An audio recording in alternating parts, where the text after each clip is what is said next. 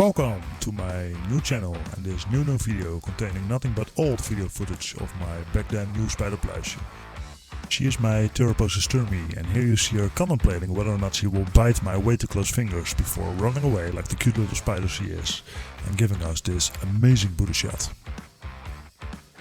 Look at that hairy booty!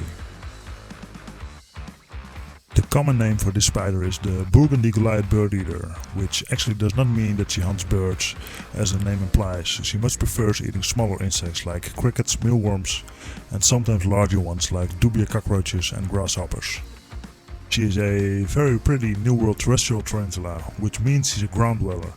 This species can be found in the wild in Guyana and Brazil in tropical South America, and it has an interesting reputation for being one of, if not the largest spider on the planet. This species is generally not that aggressive, much preferring to hide or kick her irritating hairs at you, and her venom is not very strong. Her fangs, however, are very large, so make her mad enough and she might just give you a painful bite.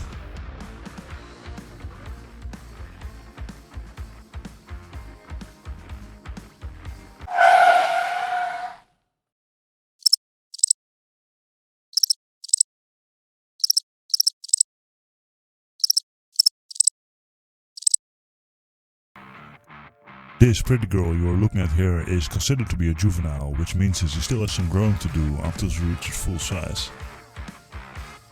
Now, handling a tarantula is one of those topics which is considered sensitive in the tarantula hobby. Most keepers will probably handle a spider from time to time, but most of us also agree that the spider does not enjoy this. And there definitely is some risk involved, both for the handler and for the spider.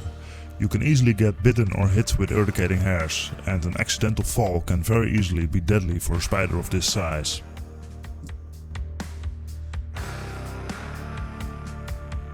Now, if you really must handle your tarantula, just make sure you keep it low to the ground and don't get bit.